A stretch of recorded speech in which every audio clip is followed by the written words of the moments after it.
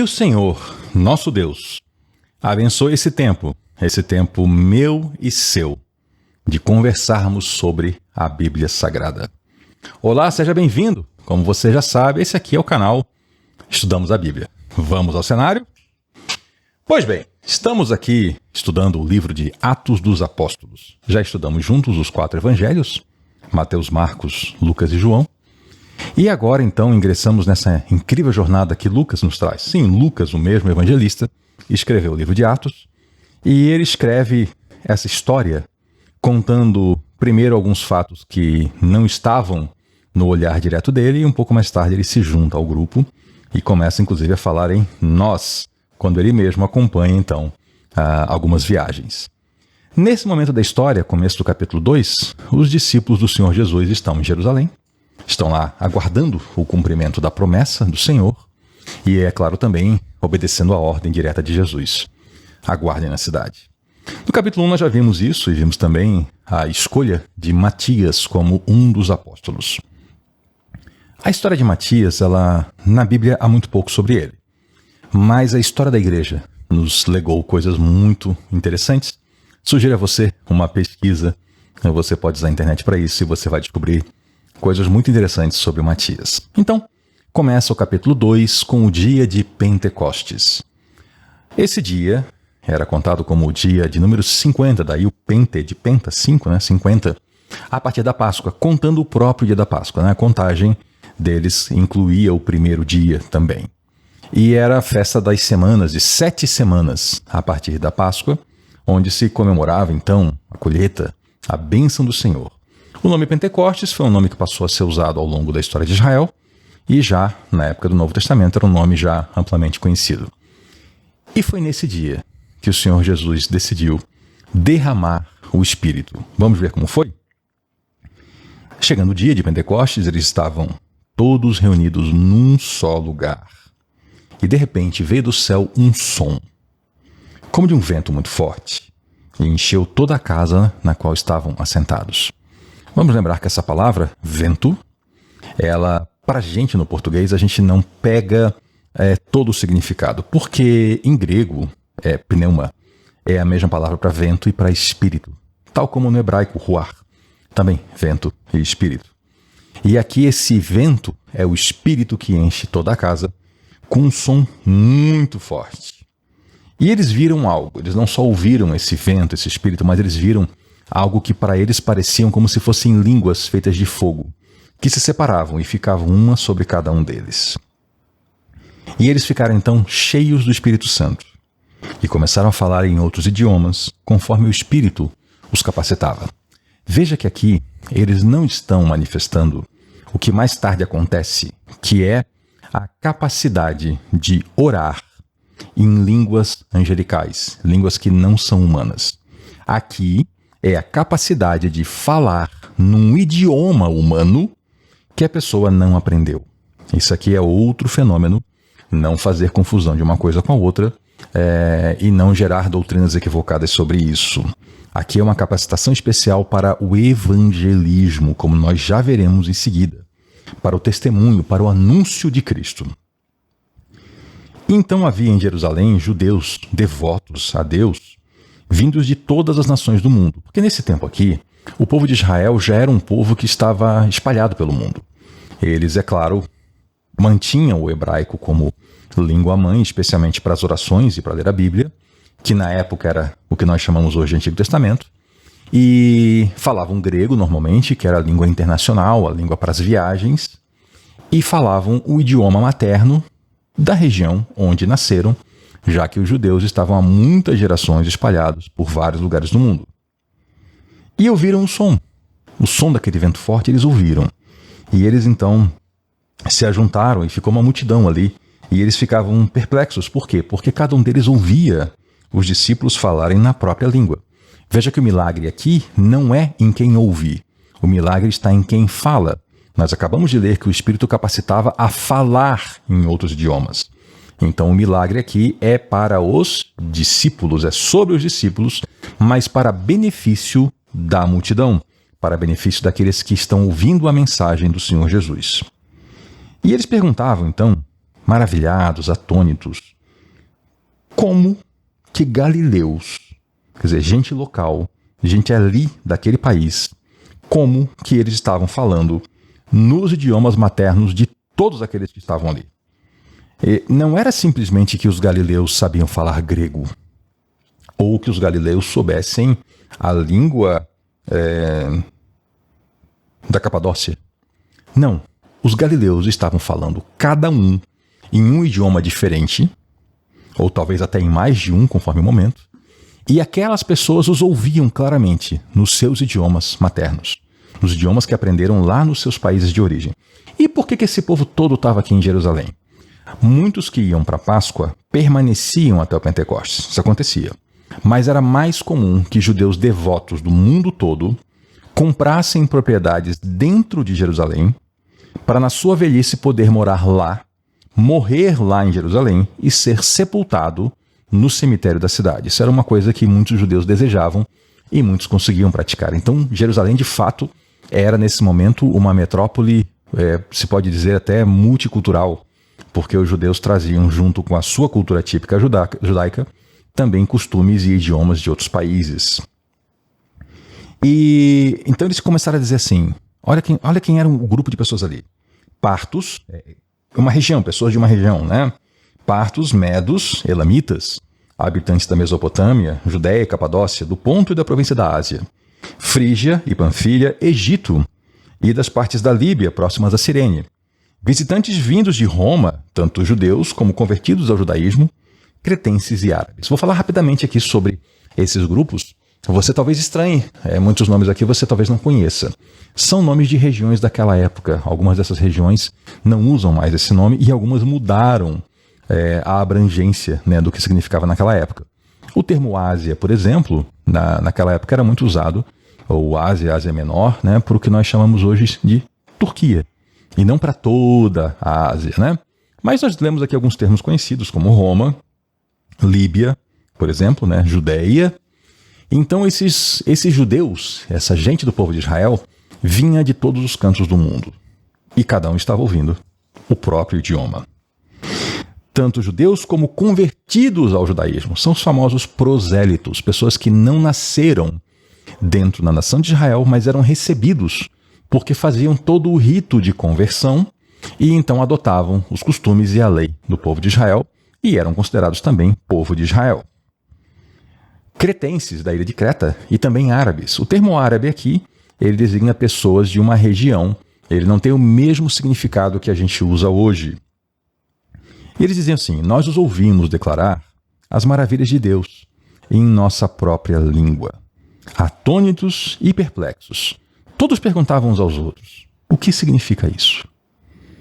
Alguns outros, todavia, zombavam e diziam, eles tomaram muito mosto, beberam muito vinho, estão bêbados. Quero voltar aqui a esse texto e lhe dar algumas explicações importantes sobre isso aqui.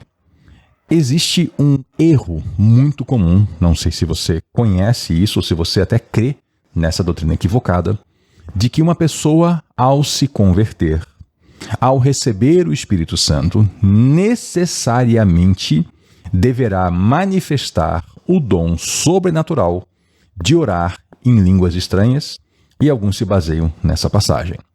É um duplo equívoco. O primeiro equívoco é que essa passagem não fala de línguas estranhas, que são as línguas angelicais. Essa passagem aqui fala de idiomas humanos. Então aqui é outro fenômeno. E segundo, em lugar nenhum das Escrituras está aparecendo essa conexão obrigatória. Receber o Espírito Santo e manifestar um dom específico. Aliás, muito pelo contrário, veremos ainda adiante como é explicado no Novo Testamento que os dons são diversos e que um recebe o dom de línguas e outro de interpretação, o outro de profecia e assim segue. Então, se você crê nessa doutrina equivocada, leia você mesmo as páginas das Escrituras com atenção e perceba que aqui estamos falando sobre idiomas humanos. As pessoas estavam ouvindo em sua língua materna. É como se hoje, por exemplo, um grupo de cristãos fosse, digamos, a uma Olimpíada, que é um evento que reúne gente de diversos idiomas. E lá, eles de maneira sobrenatural recebessem uma capacitação instantânea para poder anunciar o evangelho de Jesus a pessoas de idiomas que eles nunca aprenderam. Então imagine, por exemplo, que um brasileiro esteja lá numa Olimpíada e subitamente ele se veja diante de alguém da Etiópia. E aí o Espírito Santo enche essa pessoa e capacita a falar no idioma materno daquela pessoa da Etiópia para que ela possa compreender a mensagem do evangelho. É isso que está acontecendo aqui nesse momento.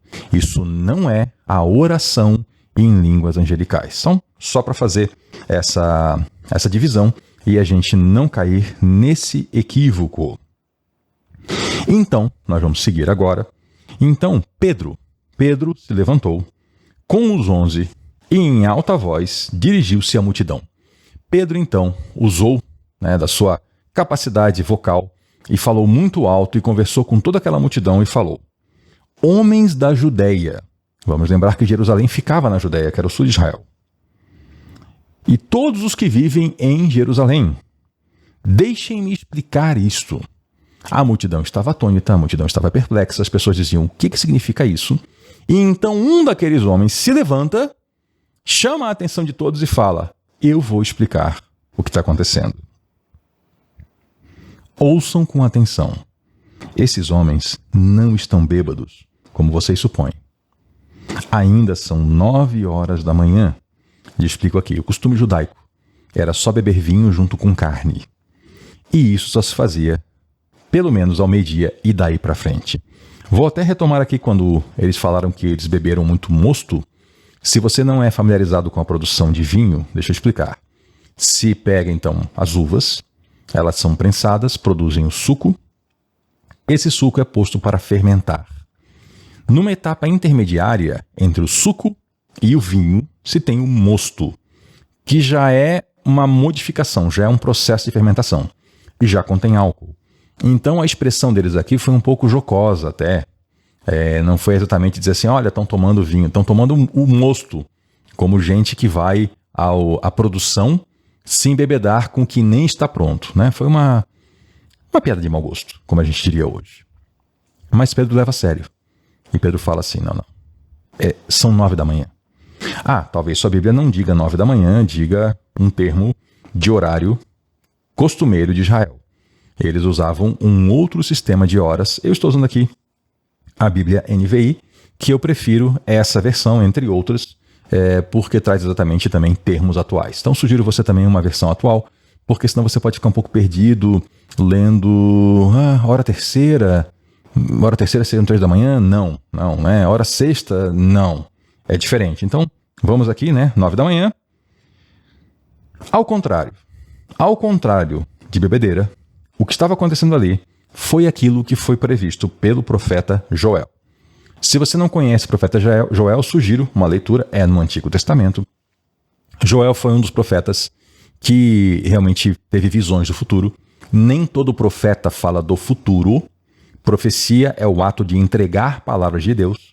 Às vezes são palavras do momento atual. Muitos profetas, eles profetizaram o que estava acontecendo e profetizaram palavras de repreensão a pessoas que estavam no pecado para que se convertessem e voltassem ao bom caminho. Mas Joel foi um desses que viu coisas do futuro. Muitas coisas interessantes, aliás, oportunamente nós chegaremos em Joel ainda e veremos como inclusive algumas são muito mal usadas para a conveniência de algumas pessoas. Mas vamos lá. Nos últimos dias, diz Deus, derramarei do meu espírito sobre todos os povos. E aí talvez você pense assim, mas espera aí, isso foi há 2000 anos? Como assim nos últimos dias? Na Bíblia, a expressão últimos dias se refere do tempo da ressurreição de Cristo até a volta de Jesus. É um tempo que nós não sabemos quanto que é. E isso é chamado de últimos dias. Por quê? Porque já chegou a plenitude, que é o próprio Jesus. O Espírito Santo foi entregue, a igreja está formada e não há agora nenhuma novidade para acontecer em termos da redenção da humanidade. A redenção já chegou. Então daqui para frente são últimos dias, desde esse ponto. Então, nos últimos dias, derramarei do meu espírito sobre todos os povos. Isso era uma tremenda novidade em Israel. Por quê? Porque eles entendiam anteriormente que o Espírito de Deus só seria entregue ao povo de Israel, que era o povo da aliança, o povo escolhido. Se você não conhece essa história, o povo de Israel não foi escolhido por ser melhor do que qualquer povo. Aliás, em Deuteronômio 8, Deus diz exatamente o contrário. Na verdade, Deus formou um povo a partir do seu amigo Abraão, para nesse povo entregar o Messias, para que esse povo servisse como os primeiros evangelistas, como de fato aconteceu. E é o que nós estamos lendo agora. Então isso era uma novidade, o derramar do Espírito sobre outros povos que não fossem o povo de Israel. E diz assim então Joel: os seus filhos e suas filhas profetizarão. O que era para eles muito estranho na época de Joel, quando foi dito isso. Por quê? Eram raros os profetas. Muito raros. Inclusive, houveram períodos longos de completo silêncio profético. E dizer que filhos e filhas, ou seja, gente comum, profetizaria, era novidade. Jovens tendo visões, velhos tendo sonhos. Ou seja, um derramar muito amplo do Espírito Santo, que era antes no tempo do Antigo Testamento. Não era derramado. Ele era apenas pontualmente entregue para algumas pessoas cumprirem tarefas especiais. E aí segue, Pedro cita a profecia: mostrarei maravilhas em cima no céu e sinais embaixo na terra, sangue, fogo e nuvens de fumaça. O sol se tornará em trevas e a lua em sangue, antes que venha o grande e glorioso dia do Senhor. E todo aquele que invocar o nome do Senhor será salvo. Pedro lê, ou recita a profecia, um trecho completo, para chegar ao final desse trecho, onde fala que todo aquele que invocar o nome do Senhor será salvo. Mas no meio desse trecho existe elemento profético que eu e você ainda não vimos o cumprimento, que é o grandioso dia do Senhor, que é a volta de Jesus. Isaías, por exemplo, também faz isso. Nós lemos que Jesus, quando estava na sinagoga, em Nazaré, ele leu o profeta Isaías e falou: o Espírito do Senhor está sobre mim. E ele foi lendo e parou a leitura. Do ponto que ele parou para frente, Isaías estava falando sobre a volta do Messias, a segunda vinda de Cristo, que nós não vimos ainda. E aqui é o caso de Joel. Joel fala sobre dois eventos. Ele fala sobre o derramar do Espírito Santo, mas fala também sobre a volta de Jesus, o que nós chamamos de fim dos tempos. Por isso, esses sinais de sangue, fogo, nuvens de fumaça, o sol escurece, a lua fica vermelha, são coisas que ainda acontecerão. Mas Pedro recitou isso para chegar nesse ponto. Todo aquele que invocar o nome do Senhor será salvo, que é o que nós vivemos no dia de hoje. Antes de eu prosseguir, eu vou dar uma pausa e nós vamos retomar isso aqui no próximo vídeo. Eu convido você a fazer a leitura do restante desse capítulo, meditar no assunto e voltar, para que a gente possa então, juntos, tratar desse tema maravilhoso. Muito obrigado pela sua companhia. Volte no próximo vídeo, leia sua Bíblia e lembre que o que nós fazemos aqui é o que você também deve fazer na sua casa. Nós juntos estudamos a Bíblia. Até a próxima.